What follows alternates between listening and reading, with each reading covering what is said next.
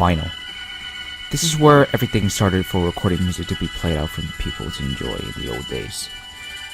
Sadly, in the modern world, we don't often get to see vinyl being appreciated for what it is, thanks to modern technology. For the last few years, we found ourselves in nostalgia and saw a sudden rise in vinyl sales all over the world. So how come Hong Kong is not following the trend? In this documentary, I'll be discussing the history, pros and cons, and the reasons why it is so popular nowadays. This is the return of vinyl. Vinyl has been present in our lives for quite some time, around 80 years to be exact. For those who don't know what vinyl is, let us take a trip to the past in order to understand the influence vinyl has on the world, including Hong Kong. Well, as a young kid, probably when I was just like 2 to 3 years old, and I would see a lot of vinyl records everywhere in my home. Basically, my father, he grew up listening to a lot of music with the vinyl records, and he used to travel to overseas like Japan, and he bought a lot of classic old recording vinyl record with a beautiful jackets. And I grew up like that, and to me, music, the way people listen to music is, from the vinyl record player, something like that. I would have been very young. Would have been sometime in the 80s, and my family had vinyl. My dad was really into music, and he had a huge vinyl collection. So as soon as I was allowed to touch them, because obviously they're easily to break, especially if you've got children's hands, but as soon as I was allowed to use the machine and equipment, I was straight into it. And I probably would have been about maybe 8 or 9, I think, when I could listen to his music. And he listened to a lot of the old kind of Rycuda, Creedence Clearwater, a lot of bluegrass stuff, a lot of 70s sort of disco, some rock. He was really into rock as well. So that was kind of my introduction, not only to vinyl but also to music of his generation. So it was pretty cool. At that time, I guess I was only like 9 or 10. It was 1966, 67 at that time, and we did not have much entertainment. We did not go to the movies much, because we were not so rich, and we did not have much toys. And the big boys and the girls, they were playing Beatles bootleg vinyls on those portable players, and those were bootlegs from Taiwan or from or maybe local Vietnamese press bootlegs that were with a color vinyl or something like that. And it was so interesting because I could see they were listening to Beatles songs, Elvis songs, or just maybe cha-cha music or instrumental go-go music and all that. And these big boys and girls in the 60s, they were always dancing to those music, and I was quite impressed by those color vinyls, those bootlegs, those low quality vinyls. They were very shiny, and they were colorful, and they were turning around and around. They were playing very interesting go-go music, cha-cha music, and I was shocked and like that. And they were dancing and were having fun, and I was also, at that time I was only 9 or 10, and I was also dancing to those music too. Its origin in history started back in the 1930s, where the company RCA Victor introduced the first commercial vinyl record. And in 1939, Columbia Records adapted the RCA's vinyl record design, with the intention of vinyl records being less expensive but more reliable. At the time, Hong Kong was a busy city under the ruling of the British. With the influence of their Western culture, for 30 plus years, from the 1930s to 60s, vinyl was the dominant music format. In the 1960s, everything changed. The 8-track, an early version of the cassette, was created. Due to the 8-track's compact size, vinyl was eventually outdated, since it's set aside for a new trend in music format, the cassette tape, which was created in 1963 all the way to 1979. Part of why vinyl sort of went out of fashion was because it became more convenient to have mini discs or CDs and then streaming, so digital files. But I think once the convenience of music being contained in these other forms kind of ended, well, didn't end, but sort of reached the highest form of convenience. We have music that comes through the streaming. It's pretty convenient. Well, yeah, yes and no, Hong Kong is a very small place, but I think, for example, Japan, like Tokyo City is also, space is a very expensive item for the city life, okay? But, well, if you think that listening to music, vinyl recording, vinyl records as one of your favorite hobbies, I think people can always find some way, to have some space for their own interests. To me, they're still very new and strange because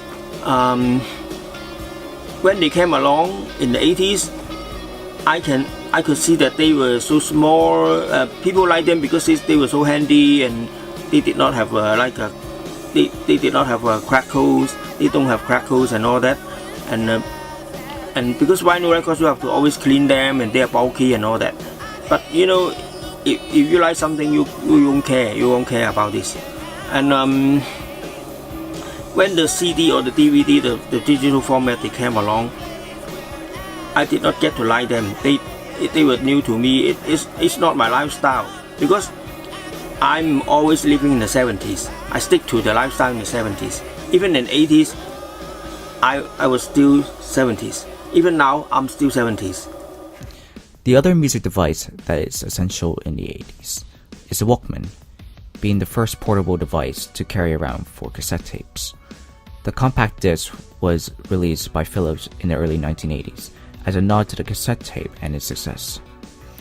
It was the first of its kind that used laser technology to read the data, with a much longer playtime equivalent to that of Beethoven's Ninth Symphony, but nothing compared to the MP3 format, which entered its trial in 1987 by the Fraunhofer Institute, until the format had patented in 1996. And the piracy problem is always a problem, well, especially during in the digital age.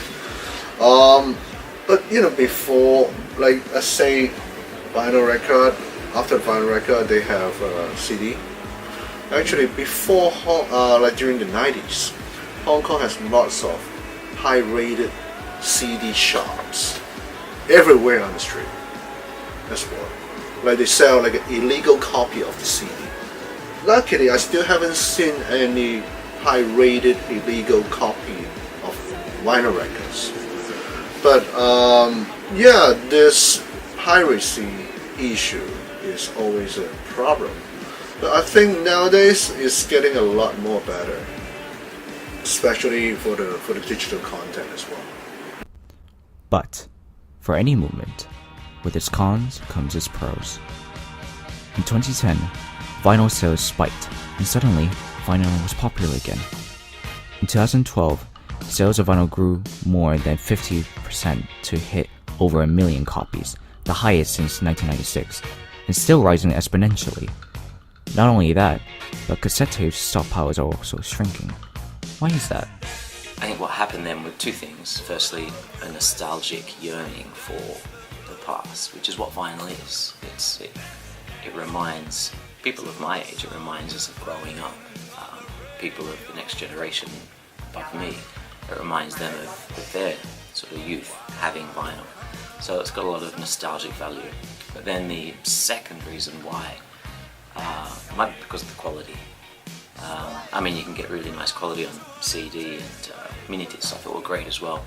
And streaming digital files, you can actually get really good quality, but nothing actually quite gets the quality. And that is a very unique sound that comes from vinyl, complete with the cracking and popping of the needle on the etchings. So yeah, nostalgia and quality, I think, are the two reasons behind that.